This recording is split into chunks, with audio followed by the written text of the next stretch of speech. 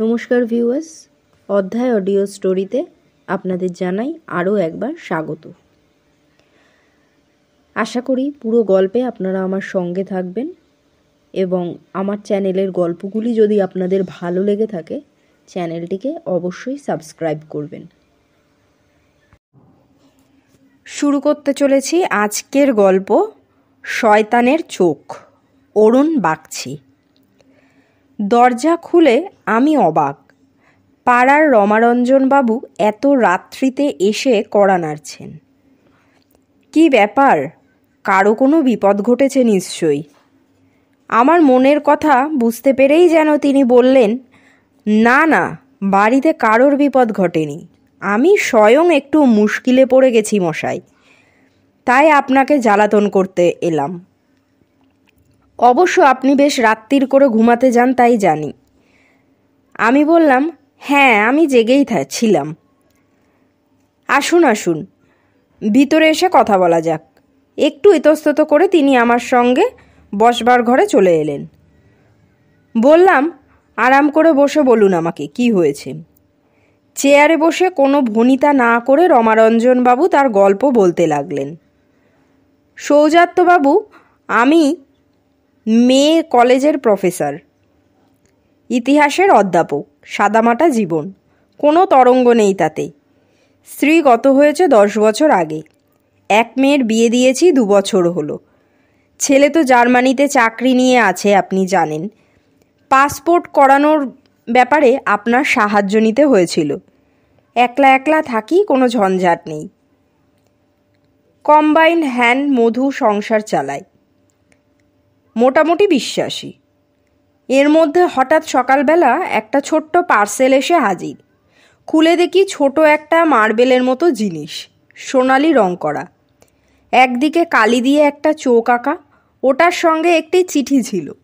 চিঠিতে লেখা, তুমি ভাগ্যবান, তাই 3 মাসের জন্য এই পবিত্র চোখ কাছে রাখার জন্য নির্বাচিত হয়েছ। এই চোখ তোমাকে অভাবিত সৌভাগ্য এনে দেবে, কিন্তু সাবধান, 3 মাস শেষ হতেই এই চোখ তুমি নদীতে ফেলে দেবে, নইলে সর্বনাশ ঘটে যাবে। এ পর্যন্ত 3004 জন লোকের হাতে হাতে এই চোখ ঘুরেছে। তাদের মধ্যে 4 জন লোক এই নির্দেশ অবহেলা করে গুরুতর শাস্তি পেয়েছে। তাদের নাম ঠিকানা লেখা আছে। তুমি ভাগ্যচক্রের শেষ মানুষ। 3 মাস ফুরলেই কাছের যে কোনো নদীতে ফেলে দেবে। আমি বললাম, বুঝেছি। ডাকে এরকম চিঠি হরদম আসে। অমুক তাদের নাম 10টা পোস্টকার্ডে লিখে 10 জনকে পাঠান ইত্যাদি। আমি তো মাসে গন্ডা কয়েক ওই চিঠি পাই, ওতে ঘাবড়াবেন না। রমারঞ্জনবাবু ম্লান মুখে হাসলেন। ঠিক আমারও এই ফিলিং হলো। ড্রয়ারের মধ্যে চোখটা আর চিঠিটা রেখে বেমালুম সব ভুলে গেলাম। তারপর কদিন বাদেই লন্ডন বিশ্ববিদ্যালয় থেকে একটা সেমিনারে যোগ দেবার নিমন্ত্রণ পেলাম। সারা জীবনের স্বপ্ন বিলেত ঘুরে আসব, কাজেই ওই ইনভিটেশন পেয়ে বড় আনন্দ হলো। তোড়জোড় করছি, হঠাৎ উকিলের চিঠি। ছোটদাদু আজীবন কাশিবাসি করে মারা গেছেন কিছুদিন হলো। তাঁর বাড়ি, নগদ টাকা লাখখানেক, সব আমাকেই দিয়ে গেছেন। ছুটলাম কাশি। ডেথ ডিউটি, সাকসেশন সার্টিফিকেট এইসব নিয়ে কোর্টে দৌড়াদৌড়ি করে 2 হপ্তা বাদে ফিরলাম কলকাতায়। ফিরে দেখি জামাইয়ের টেলিগ্রাম, নাতি হয়েছে। আমি বললাম একটু হেসে, তাহলে তো চোখটার ব্যাপার উড়িয়ে দেওয়া যায় না। একটার পর একটা ভালো খবর। লটারির টিকিট কিনলে পারতেন। হাসিটা ফেরত না দিয়ে রমারঞ্জনবাবু বললেন, অনেক দিন আগেই আমি কিনি, 2-4 টাকার টিকিট ফি মাসে, আর এর মধ্যে বিহার লটারিতে একটা টাকাও পেয়েছি। বলেন কি মশাই? হ্যাঁ, ফার্স্ট প্রাইজ নয়, তবে 25,000 টাকা পেয়েছি। সত্যিই ভাগ্য, যাতে হাত দিই ফল ফলে।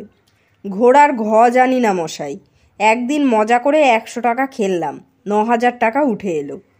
তাসের আড্ডায় তো আমার, কিন্তু যাক, ও কথা আর তালগোল মশাই, আমি চোখটার কথা বেমালুম ভুলে গেলাম। ছেলে ছুটিতে সুইডেনে বেড়াতে গিয়ে মোটর দুর্ঘটনায় গুরুতর আহত, এই টেলিগ্রাম পেয়েও মশাইয়ের খেয়াল হলো না। পরশু আমার চাকর মধু বাজারে পিছলে পড়ে ঠ্যাং ভেঙেছে। হোটেলে খেতে হবে ভেবে বিরক্ত হলাম, কিন্তু আর কিছু ভাবলাম না। কাল ট্যাক্সি করে কলেজ যাচ্ছিলাম, একটা প্রাইভেট বাসের সঙ্গে এমন কলিশন হলো, কাগজে পড়েছেন তো খবরটা নিশ্চয়ই। বেচারা ট্যাক্সি ড্রাইভার আর তার সখী দুজনেই খতম। আমি যে কি করে সম্পূর্ণ অক্ষত রইলাম, সেদিন হাসপাতাল থেকে বাড়ি ফিরেই আমি চোখ আর চিঠিটা ড্রয়ার থেকে বের করলাম। হিসেব করে দেখলাম 3 মাস পার হয়ে গেছে। আর ঠিক যেদিন 3 মাস পুড়েছে তার পরদিন থেকেই গড়বড় শুরু হয়ে গেছে। আমি আপত্তি করতে যাচ্ছিলাম, আমাকে থামিয়ে দিয়ে রমারঞ্জনবাবু বললেন। আমি তখন নাম ঠিকানা দেখে আমার আগে যে 4 জন চক্র ভেঙেছিল তাদের খোঁজ করতে গেলাম। খোঁজ পেয়েও গেলাম। 2 জন আত্মঘাতী হয়েছেন, 1 জন দুর্ঘটনায় মৃত, 4র্থ জন গত 2 বছর থেকে পক্ষাঘাতজনিত অসুখে শয্যাশায়ী। বুঝেছেন? আর মশাই, আমি দেরি করব না, নদীতে গিয়ে ফেলে দেব চোখটা। এই সব 7-5 ভেবে চোখটা পকেটে নিয়ে বেরিয়ে পড়েছি। রাস্তায় আপনার ঘরে আলো দেখে মনে হলো একলা কেন যাব, যদি বিপদ ঘটে কেউ কিছু জানবে না, আপনাকে বলে যাই ব্যাপারটা, তাই আপনাকে ডিস্টার্ব করতে হলো মশাই, কিছু মনে করবেন না। আমি বললাম, না না মশাই, বরং আমিও আপনার সঙ্গে যাব। রমারঞ্জনবাবু বললেন, তবে তো খুব ভালোই হয়।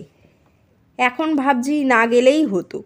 হাওড়া ব্রিজের ওপর থেকে চোখটা ফেলে দিতে গিয়ে রমারঞ্জনবাবুও যে হঠাৎ জলে ঝাঁপ দিলেন, এটা বোকার মতো তাকিয়ে দেখতে হতো না। এখন থানা পুলিশকে সামলাই বলুন দেখি। আপনাদের জানাই অসংখ্য ধন্যবাদ পুরো গল্পটাতে আমার সঙ্গে থাকার জন্য।